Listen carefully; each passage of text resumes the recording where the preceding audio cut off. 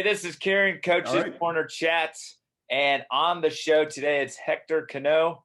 Did I say that right? Cano. Cano is on. Cano, Hector, yeah. give us a little background and idea where you're at and what you're up to. Well, Coach Boyle, first off, thank you for having me. I appreciate it. I know you're doing some great things up in Ohio, and the relatively recent new launch of your podcast, and you're doing some great stuff. You've had on some tremendous guests already, so I definitely consider a privilege and an honor to have me on here. So with some select company already, but I'm currently so I'm the head varsity women's soccer coach at Ysleta High School, which is located here in El Paso, Texas. For those of you that don't know where El Paso is, it's pretty much as far west as you can go before you're in New Mexico. So when we say West Texas, we mean like far West Texas. And it's located. So, for those not familiar really with the location, the geographic location, really, it's, from where I live, I'm about 20 to 25 minutes away from 2 countries and 3 states. The 2 countries, obviously, the U.S. and Mexico, and then the 3 states being Texas, New Mexico, and the state of Chihuahua in Mexico. So my high school itself, Ysleta High School, is physically, you're about a 2 to 3 minute walk from the actual border, I guess you could say. But in terms of the actual port of entry, where you would cross, like not even 7-8 minutes away. So so just to give you an idea in terms of geographic location, I've been there. I've been at Ysleta for 2 years, and we're actually in the middle of our season right now. We're in the thick of it with district play. We're beginning to wrap up the first round of district play, and we're off to a pretty decent start in district play right now.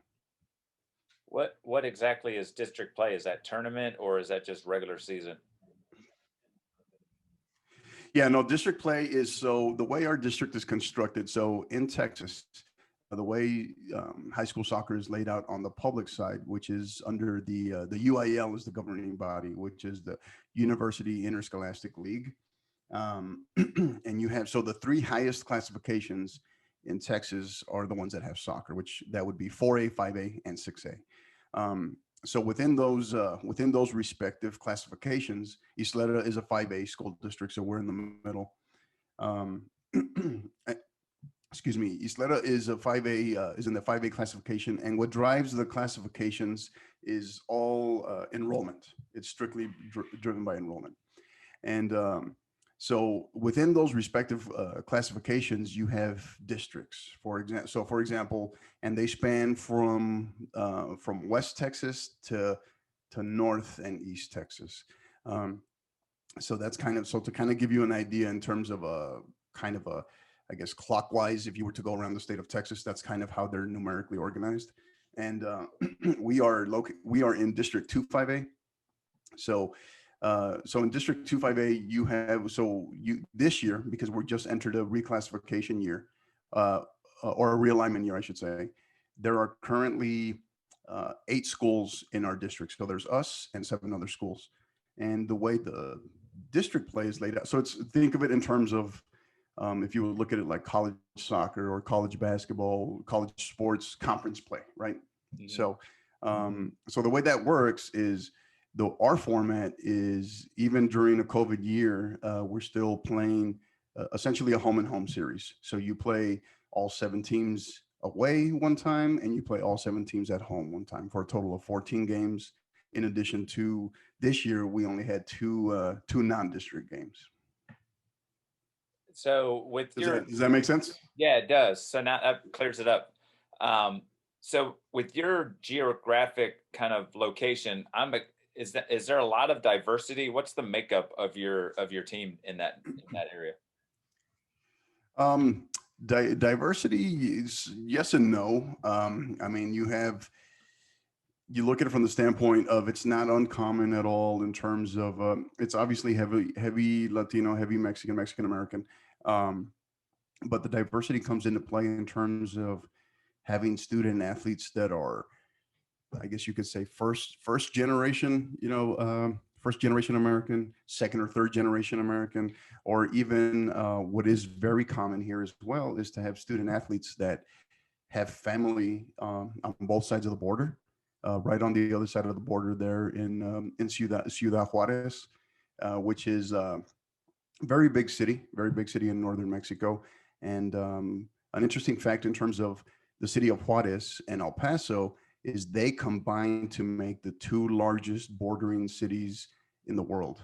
Because you're looking at a population of two bordering cities that are, I think, at about I want to say 2.3 million, somewhere around there. Um, so where I'm going with that is it's not uncommon to have student athletes who have, like I said, they have family on both sides of the border, but they're also, they may have one parent living in El Paso, one parent living in Juarez, or they stay with family, during the week where they attend school, and then they go home on the weekend. So it's a good sign. It's a really good indication of really knowing who wants to be here, who's willing to, who wants to play, who wants to represent their community, their school, and also, and obviously without saying, kind of trying to pursue the American dream. Yeah, I was going to say, how does that affected? So, is this your first time doing a high school setting in coaching wise? No, no. Before I moved here, I was in San Antonio. So I was there for the last 5 years at a Okay. private school there. And unlike most states, in Texas, public and private schools are completely separate in terms of leagues, right? So the big one on the public side being the UIL, which I just mentioned, and then on the private side, you have the two major ones are TAPS, which is the Texas Association of Private and Parochial Schools, and then also SPC, which is the Southwest Preparatory Conference. So, off of your experience from San Antonio to now El Paso, what are some of the, I guess, some of the different ways that maybe you had to coach maybe the private school in San Antonio versus what you do now? Do you kind of go at it a different way? No, no, not really. To be honest, I mean your settings are a little different. You can have a little your depth can vary. The level of talent, how much returning talent you have is obviously that can vary. What's probably been the biggest difference is just in terms of the level of ability to work on development of what was coming into the high school. So, and what I mean by that is, so for example, the current school where I'm at right now, you're we interact normally, we're interactive and supportive of our middle school programs, the middle school feeder system that feeds into our high school, but it's still very limited. It's still very limited. um, don't really have a whole lot of say, so it is, it is what it is.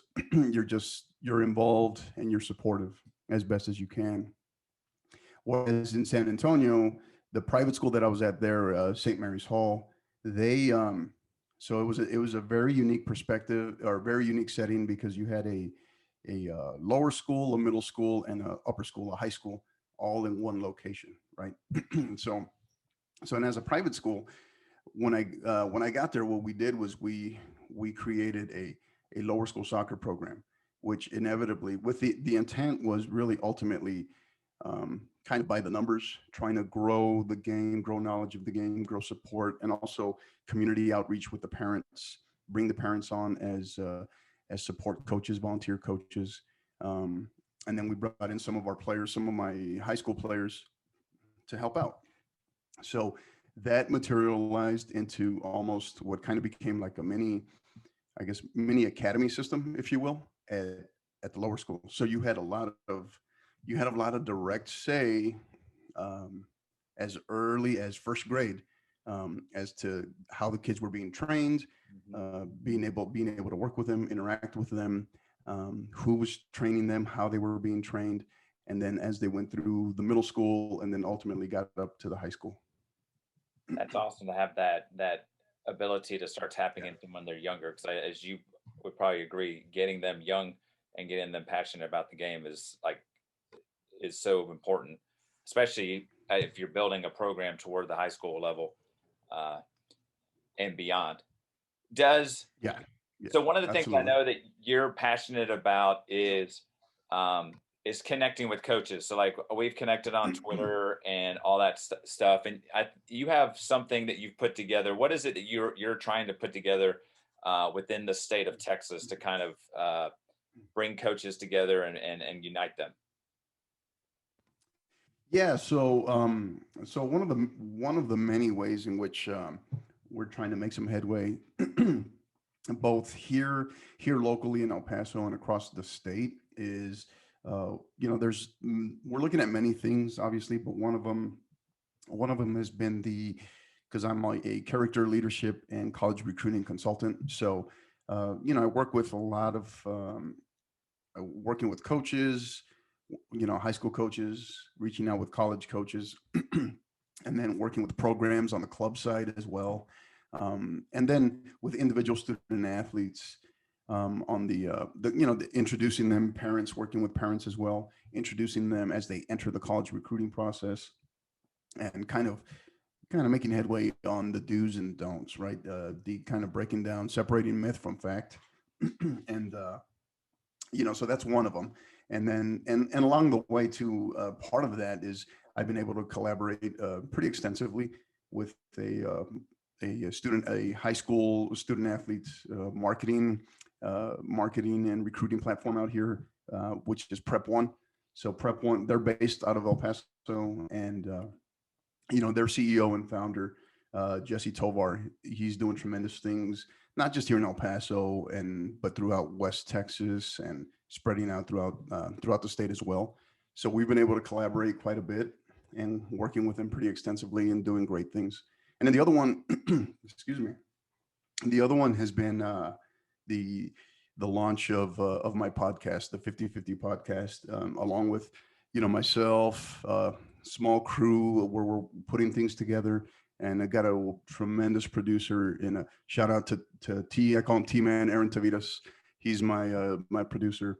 And we were able to launch. I've been talking for a while. I've been thinking about this, sitting on it for probably over, I'd say, about a year to a year and a half.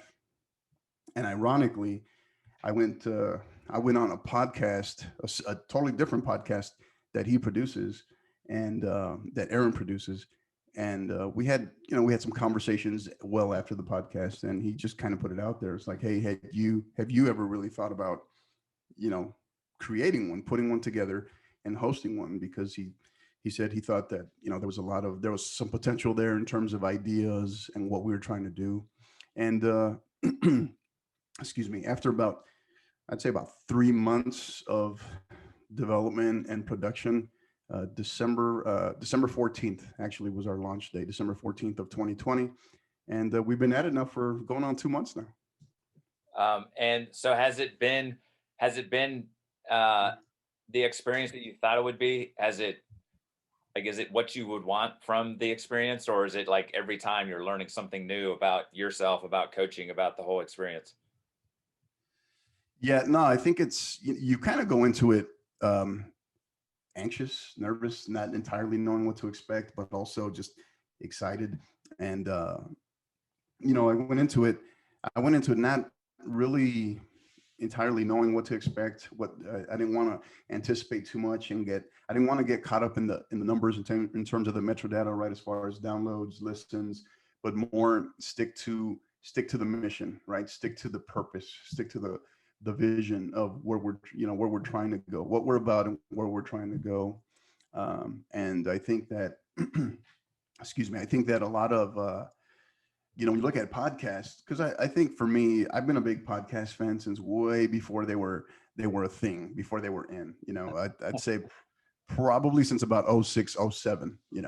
Um, and now there's like well over, I don't know, they say a million and a half to 2 million podcasts. But what I noticed is when I would research a lot of them, the real number is more like how many of those are active, right? Because when you do the research, Most of them don't last more than 6 months because they immediately, you know, they kind of sway from the mission or the vision, or, you know, or they do evolve, and then they kind of lose confidence in the fact that their numbers aren't growing kind of as fast or as much as they would have liked. So they kind of give up, right? Um, so I kind of went into this knowing that trying to, with I guess the big picture in it for the long term, the kind of treating it like a marathon, not a marathon, not a sprint. And yeah, I think you know, we've had tremendous guests already. We actually launch our eighth episode. Eighth episode drops tomorrow, and we've had great guests so far. I've had we've had some great interviews, and then I think the other the other part of what I take from just learning from other people. Um, the other part that I think that I take from the podcast is the stuff that is discussed off air, you know, either before or after the actual interviews. Uh, You know, that's a lot of really good stuff. It's a lot of funny stuff too. And then, you know, and then also, you know, prepping, what I realized and what I was going to do anyway, because I'm a prepper, is is research for the podcast, because there's, you know, ours is done in segments. So there's a first segment, kind of an intro where I come in for a couple of minutes of monologue. We dive into the interview, and then we come back for the final segment where it's kind of a second monologue, a close, you know, where an outro, I guess, segment, if you will. And in there, we're looking at different things in terms of the state of the game. We're looking at rankings. We're looking at upcoming games. We're trying to highlight players to watch, programs that are on the rise, different trends. So we're really trying to, you know, we say that we're dedicated, that we're dedicated to the people. It's about the people and for the people that are dedicated to the beautiful game. And that's really our focus. So I think we're trying to take the approach. I'm trying to take the approach that we're in it for the long haul, and we're hoping to have success. that is so cool. It's and that's kind of the way I've gone about it. Is like, look, I'm gonna get this together. I'm gonna get a ton of value from the experience, and then hopefully it goes out. And even if it affects, you know, one or two coaches and they take something from it, and I'm with you. I've numerous times I've like shut the episode down, and then we talk for another 20 minutes, and I'm like, oh my gosh, why did I stop the episode early? Right, right, Because this stuff is killer. right. Or like you said, you start finding a little bit more about some of the things about coaches. You kept mentioning like mission, purpose, vision. Is that something that's like consistent across the board? And like, where did that come about? Like, where did that kind of get ingrained in you that you're now looking beyond? Like, I haven't heard anything about like I'm here to get results or I'm here to win championships. It really sounds like even with the recruiting thing, what a great opportunity for those student athletes you're talking about that are shaped like the American dream, that now can have maybe an avenue to get to the college level because of the skill Right. they have. Or as I'm sure you found from discussions like I've had with parents and players, they know nothing about the recruiting process and some of the things that go into it. So Right. where did this whole mind, is it just the podcast? But I'm assuming it's probably bigger than that. It's kind of a life thing that you live. Right. Yeah. I think, you know, and it's kind of one of those where I got to be careful when I go out, because this kind of becomes Pandora's box, and I get on my soapbox, right? But no, I think that a lot of it is rooted in just simply calling, you know, calling and purpose versus job, right? As a coach, um, as a coach, we have to be in this for the right reasons. Our heart has to be true. We have to have, you know, the right, you know, great intent the whole time, um, because there's kind of so much at stake there, and we can have such a tremendous impact, not just by what we say or what we do, but how we, you know, how we make people feel, because that can stay with them for a lifetime. And so, you know, one of the things that I do, it's like I kind of I just view the profession. I take great pride in it, and I view it as an ongoing, a never-ending craft, right? So, as a coach, I'm talking as a coach here, and then also just my, you know, you talk about the love for the game, my love for the game, and I think a lot of it. a lot of it has been rooted in the in terms of the game in this country, as far as the divisiveness, whether it be just you know pro versus college, or you shouldn't go to college, you should try to go straight to pro. And then there's just layers to it. Within pro, it's like, well, you really shouldn't be in this country, you should be just on strictly in Europe. College, it's divisive from the standpoint of divisions, right? And then and I get it from the competitive perspective, but sometimes it's also trying to explain that to a recruit in the college recruiting process, and a parent, that it's about the right fit, not the division, right? Not the level. So and then you look at it, and then when you go into the youth level, there's divisiveness there as well, between club and high school, right? And for me, I think, when I talk about mission as a coach, mission as the podcast, I'm a big character and leadership guy. And I think that part of what was big, kind of gave me that big push to go ahead and finally just launch the podcast was, I think leadership, you have to demonstrate that leadership consistently. And I can, it's easy to question from the sideline. It's easy to say, well, why do they do this? Why do they do that? So rather than contribute to the problem, I kind of wanted to go out there, see what I can actually contribute, right? So through guests, through interviews, through bringing in college coaches, introducing them to high school student athletes and parents across the state. To, one of the big focuses of our platform with the podcast is trying to reach out to parents, giving parents a platform where they can go and listen, and maybe take, even if it's just one nugget, right, one pointer that they take in terms of the recruiting process from a college coach that was on. And again, going back to the do's and the don'ts, and breaking down, separating myths from facts, because it's a daunting task. And if you're a parent not in the game, didn't play the game, and all of a sudden you have a son or daughter at home that is really wanting to make this their focus and go play at the next level, it can be a daunting task. You can be left with, where do I go? What I don't know what I don't know, and I don't know where to begin. So, and we're not saying that our podcast is going to answer everything, but we just kind of wanted to be just one more outlet, one more platform. And so I think, that's part of the mission there. And I think it's part of growing the game, rather than trying to complain about all the divisiveness, is trying to be a unifier, at least wherever I'm at, right, locally, and then work your way out from there. Is it always going to be the case? Is everyone going to see it the way you do? No, and that's fine. That's okay. I think that's what's supposed to make us stronger. That's what's supposed to make us better. But as long as we can work together and learn from each other, I think ultimately that's what it's about. And we talk about mission, mission in terms of what we're trying to do for the game, and then our mission is what we're doing day to day. Our vision is ultimately where we're trying to go. And I think as long as we stay true to that and what we're about, and remember who really, when I say the podcast, who we're working for, I think we'll be okay. That's so stinking cool. I love the soapbox you just hopped on. That's a good spot. Sorry. That's a good spot for you. So, growing up, were you a soccer player all the way up, and then that's kind of been your love, or how did you end up kind of getting into this spot where you're as passionate as you are about the game?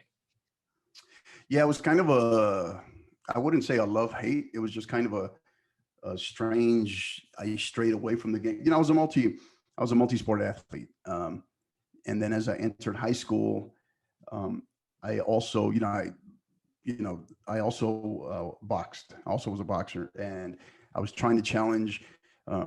When I realized I had a legitimate shot to contend and to challenge for the 1996 Olympic trials, when you get to that level, you really have to hone in and focus, right? So I had to kind of put, and of course, I think, as we're talking in the mid 90s here, early 90s, mid 90s, youth soccer then wasn't what it is now. MLS didn't even exist, right? So just to give you, so I can date myself a little, but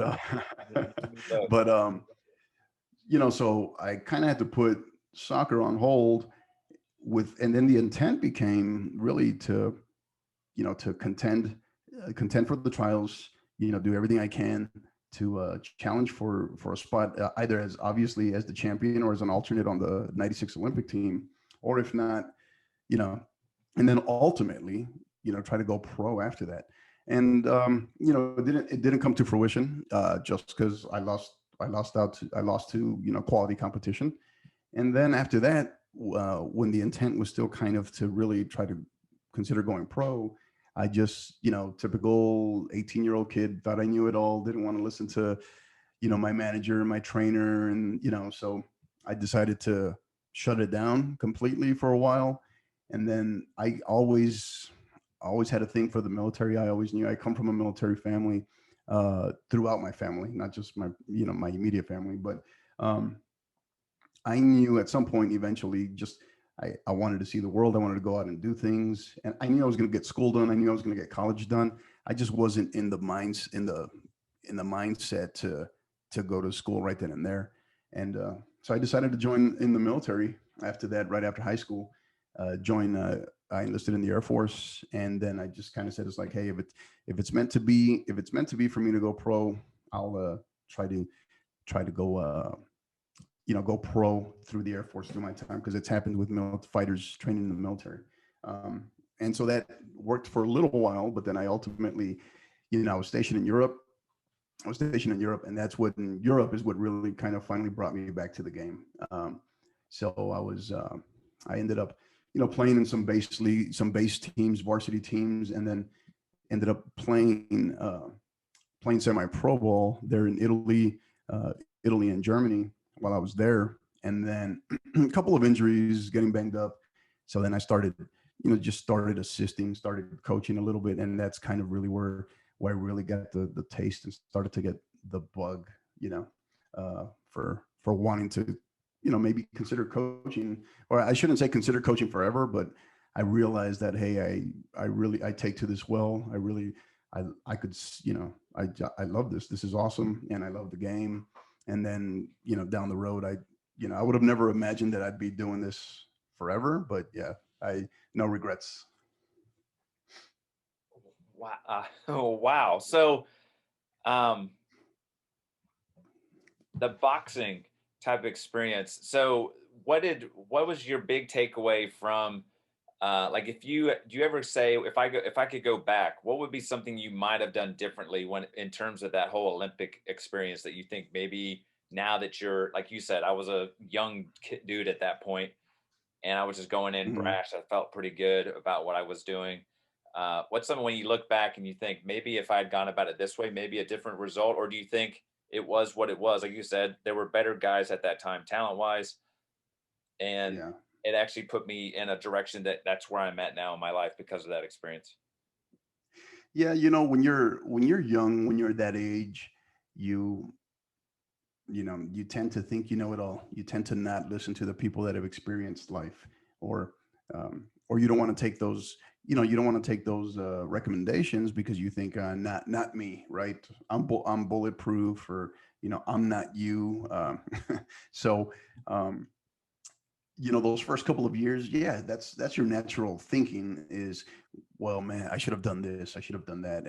And then you come to a certain point where you just, I guess it's a further sign of maturing, where you start to realize that you can't live in the was, you got to live in the is, right? You have to, um, stop looking at what could have, should have, would have, stop feeling sorry for yourself, and press on. And do I have to say, if I could go back and change a couple of, I mean, the only thing I think I would really go back and change, and it's very important for, I think, for student athletes, for teenagers, to really let this sink in a little bit, is, to listen the people that you trust, the older people in the position of authority, um, that you look up to. Obviously your parents, but that goes without saying. But even within your circle, your inner circle of people of position of authority, coaches, what have you, is to really listen to them, like dive into their wisdom. I think that's the only thing I would do differently, in terms of stop and listen, if anything else, because I wasn't listening. I wasn't listening back then.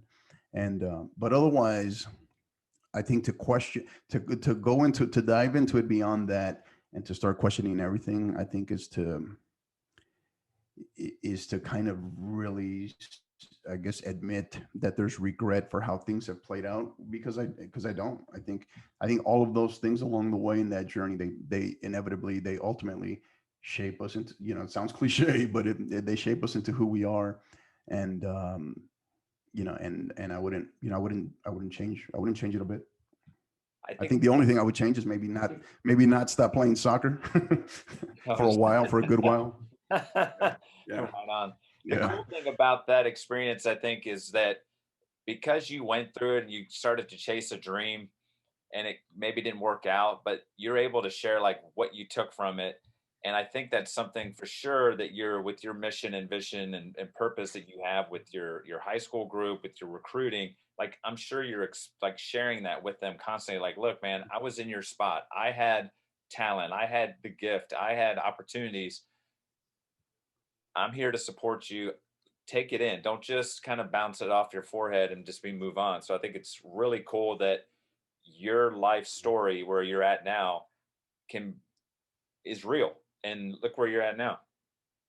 Yeah, I tell my student athletes all the time, especially, or even, student athletes that I'm consulting. I tell them, it's like when I'm speaking to them and we're kind of getting into something heavy, something very important.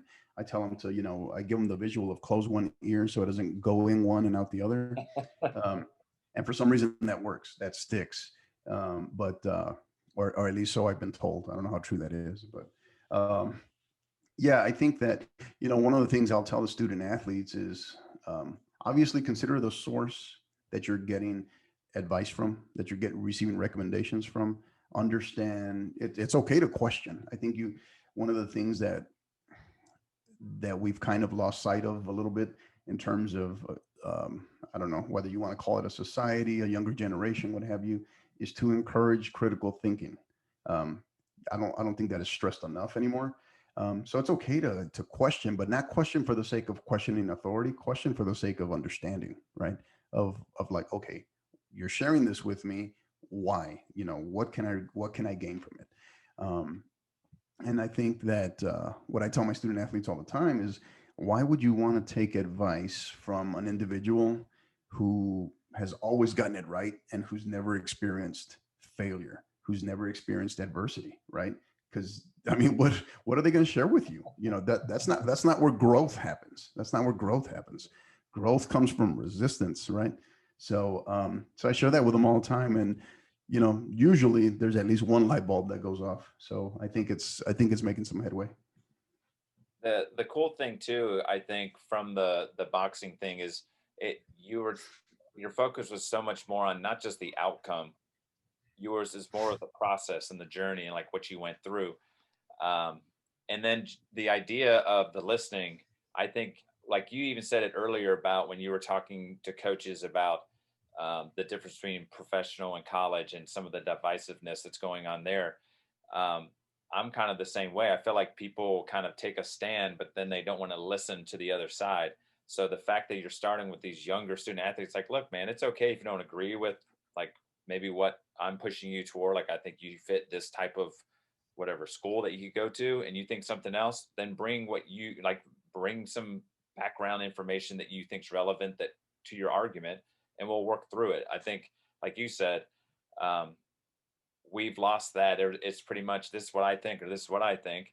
I see it all the time with soccer. It's like, oh, you have to, oh, they see a 1 minute clip of a video, and then they all of a sudden think they understand what needs to be fixed in the video and all this stuff, and they have no idea of team makeup, what those kids are dealing with. Like when I watch, what my team is here in north of Cincinnati is dealing with completely different situations than what you're dealing with in El Paso. So Right. you know, so I think that's huge. Um, Right. the other thing, Europe. What was the environment and culture of soccer over in Europe as compared to what most people see here in America? I mean, simply put, it's not. It's again, cliche, but it's not a sport there. It's a religion, right? It's a religion. So it doesn't matter if you're playing, in the, 37th division of semi-pro ball, or if it's, the top levels, Serie A, or the, Bundesliga. They're, they're going to go all out. They're there to compete. And I loved it. I loved it. And, and being able to be a handful, one of a handful of Americans, I should say, on some of these teams. It was pretty cool, because that, again, that's the beauty of the sport, right? Is, um, I was definitely at the time very limited on my German. I'm fluent in Italian, but I was limited on my German, especially in the beginning. And, there, a lot of the, German teammates that I played with, they were, and they weren't always all, they weren't like, some of them were immigrants as well, where they were just, they were just maybe first generation, German as well, from different countries in Europe. And, so all kinds of different languages spoken, and yet regardless of how much we understood the game, right? And that was again, the unifier. And, it's an awesome thing, even on its worst day, in terms of whether it's horrible weather, or you're playing horrible, or an injury, or something happens, or, tempers get heated, something, even on its worst day, it was awesome. It was a learning experience in itself. Was the coach, what nationality was the coach in that mix? They were both nationals. They're, both German and, Italian. Oh, so they could speak to both kind of the mixes that were. Yeah, the German coach we had, he was pretty, he was pretty good in terms of, understood English well, and he was pretty good about getting, at least the head coach of, he could kind of broken up, and he could get the message across. But a couple of the assistants were younger, and they were pretty well versed in both, English and German. Well, obviously German, but, English as well. I think what they would struggle with from time to time is how there could be, a couple of different Americans on the team. And for example, you'll have a kid like me from Texas, and a kid, from the South, whether it be like, I don't know, we'll say Georgia or something, and then a kid from Boston or Jersey, right? And so they're trying to adjust to, sometimes really not so much the accents, because in the military, you inevitably kind of lose the accent for the most part, but just kind of whether it's that Jersey, or, that Northeast Jersey, or, Boston slang versus in the South, or, what I may be saying, being a Texas boy. Sometimes that was where that's where they got their crash course, what they were learning from us. So it was pretty fascinating. Yeah, I was gonna say that's like a some type of sociology kind of like, or psychology kind of test of Right. putting people into a Right. mix, or And to think this happens on every pro soccer team around the world, right? I mean, of course, your high level pros, they have translators and all kinds of additional resources that they can throw at it. But, um, it's one of the fascinating things about soccer players is it's not uncommon to have an entire roster of guys that speak, or are very comfortable with 3, 4, 5 languages, right? So that fascinates me. yeah, that's amazing, because I know, just even here in the States, some people call it a 1-2, some people call it a give and go. Like, there's even different terminology within the US. That's kind of what I thought you were going to go for too, as well. It's not just the slang, but a Right. guy that's been playing soccer up in Jersey versus what you've been playing in Texas, some of the terminology, even though they're the same, like even we play our league in the fall for high school. You guys are playing now.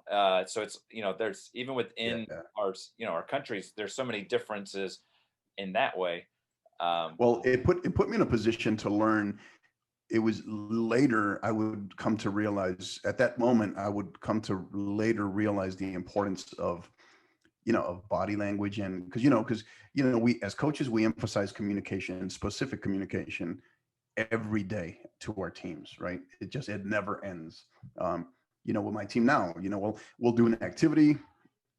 It doesn't matter if it's a warm up, doesn't matter if it's a small sided game, expanded, small sided, or even in a scrimmage, right? And we're making some coaching points. Anytime we come in, call them in right away. It never fails. Communication is one of the very first things that comes up.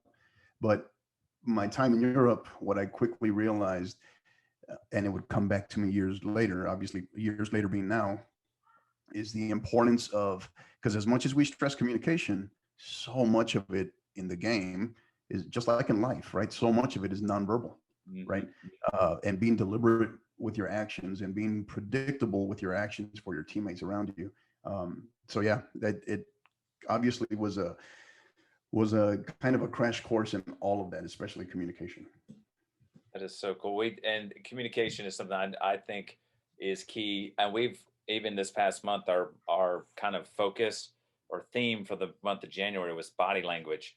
So we always call the boys just head, knees, or head, shoulders, knees, and toes. So your head's up, shoulders are back, you're active, knees and toes, you're like on your toes, you're constantly.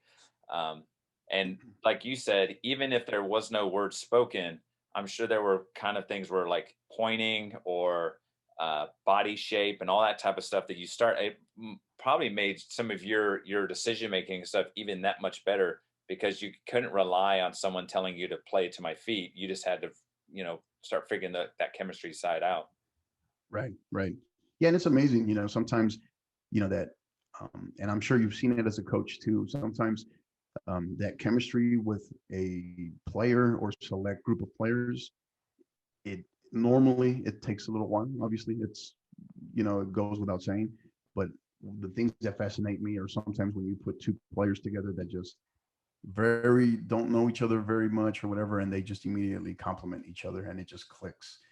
Those are the kind of things that we try to look out for as coaches, and when they do happen, that they're special, and I love seeing them. So amazing kind of life story to get you where you're at now. You're making all kinds of awesome impact value wise within El Paso, even beyond. What is it? You talked about vision. What is do you have a large vision, or kind of you've been talking about like, look, I'm not in it for the likes and the follows, but I'm in this to bring value and purpose and mission to people. Um, where do you see Hector going in the next 5, 10 years with all of this that you've got going on? Yeah, yeah. That's a constant vector, right? That I'm asking myself as far as, how do I know, how do we gauge progress? How do we gauge, just like coaches, right? When we ask ourselves with our teams, how do we measure success, right? Um, so I think that, um, I think in terms of mission, uh, it's to continue, I guess, continue building a coach's desire to want to be a coach, and emphasizing the transformational over transactional, um, the the legitimacy and professionalism of high school soccer coaches in this country. And and I think that's a whole other, we start talking about whether it's just bureaucracy or how things have been in this country. That's a whole other layer of red tape in terms of administrations, uh, obviously principals, athletic coordinators, athletic directors at the high school level, in terms of developing coaches, developing soccer coaches, encouraging soccer coaches, requiring soccer coaches, to get coaching, coaching education, professional development at the high school level. Um, that it's not just about, it goes without saying in terms of football and basketball, but that it's where this country is headed in terms of the sport of soccer. And I think just strengthening the legitimacy and the, I guess, for lack of better words, I mean this in a good way, the professionalism and the professional development of high school coaches. So this way, the stereotype is kind of goes by the wayside, that, because part of what got me in the high school game, excuse me, part of what got me in the high school game was, I got tired of the stereotype of, well, you basically had in many cases, not always, but just generally speaking, college coaches and high school coaches bickering in terms of, well, club coaches are just in it for the money, right? High school coaches, they don't know what they're doing, and they're throwing a football guy in there and calling him a soccer coach, and he or she just rolls the ball out, right? And or they run laps all the time for a warm up, right? So that kind of stuff, right? So when I got to San Antonio, and I was in grad school, I reached out to a friend and that I was coaching club with, because I was coaching club, and I said, hey, I'm kind of interested in I want to experience high school soccer myself, right? Because I'm kind of a dive in and experience kind of person, rather than just, well, I don't want to experience this because somebody told me that this and this, and I should stay away from it. I picked that up. So I do, I put that out there, and I ended up, I rather than contribute to the problem, I wanted to experience it myself. And nothing could be further from the truth. It was what I started to realize is a lot of these high school coaches, when I was at St. Mary's Hall, they're in San Antonio, but as we played schools in Houston, playing schools in Dallas, schools in Austin, schools even down in Corpus Christi and the Rio Grande Valley, is a lot of ironically, a chunk of these high school coaches were also club coaches, and an overwhelming majority of them were professional, had really good knowledge and understanding of the game, were dedicated to the game, and were dedicated to the personal and professional development of their student athletes. And I would have never known that, or truly believed that, had I not experienced it. And so, yeah, I think it's a matter of is trying to further that cause, further the not the argument, but the understanding, the fight, I guess, for the legitimacy of the high school game in this country. Because I think it's in too many circles, it's still viewed as an afterthought. It's all about club and club only, and I think they can easily coexist and support each other. There's so many great nuggets, like just from the time that we've chatted, and what have you. If people want to connect with you, they want to follow up, maybe get some more information on character development or the recruiting thing, or just check out the podcast, what are some great ways to get connected with you? Yeah. So Twitter, I'm pretty busy, pretty active on Twitter. Twitter, you connect with me personally. You can find me at Coach H Cano. So that's Coach H, the letter H, and then my last name Cano, Cano. And then the podcast on Twitter, in terms of just general information, stuff that we're putting out there, support of college, because we cover obviously high school, club, and college soccer in the state of Texas. You can find us at 50_50 pod. That's at 50_50 pod. And then you can also, on Instagram, we are at 50_50 podcast. And then as far as the actual podcast itself, we're on all major podcast platforms, and we're part of the A Day in the Life network. So this is where it can get a little tricky. So the easiest way to find us is you go, for example, Spotify or Apple, right? Apple Podcasts, you just enter A Day in the Life :unplugged. And then that's where you'll find all episodes of the 50/50 podcast. So that's A Day in the Life :unplugged. And then that's where you'll find us. And we're, really excited to be part of the Day in the Life network, because they got, the plan is there in terms of, the network, to grow the network as well, is to have other podcasts on there. And the plan is other sports, different sports, and have it on there where we're all about the same message, tailored towards, specific sports, or maybe specific audiences, maybe, but still in the end, still all about the same thing. And so there are plans to launch a couple of podcasts, I think sometime late this spring, I think.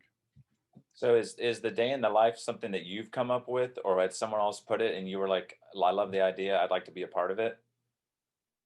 No, Day in the Life is actually run by Project Play El Paso. So again, that's my producer, Aaron Tavitas. That's his, his baby that he's put together, his behemoth. And he's got, you talk about vision and, great plans in terms of what they have in store. So yeah, so that's he's overseeing that, and right now there's 2 podcasts on that network, and with, like I said, with the plan, I think, to add about 2 or 3 more late spring, early summer, somewhere along those lines. That's awesome. That's cool to have an actual channel, and then within it have a mixture of variety of options within that. So you get to hear, kind of like you were talking about, what we were talking before about, or maybe even during, about listening to other people's podcasts, and you pick up nuances and learn some things. So that's really Right. cool to be able to take in your info and then um, others and what have you. So, but I'm going to wrap this thing up, Hector. I really All right. appreciate this. Has been so stinking awesome. This is Kieran, Coach's Corner Chats, and I'm out. Peace.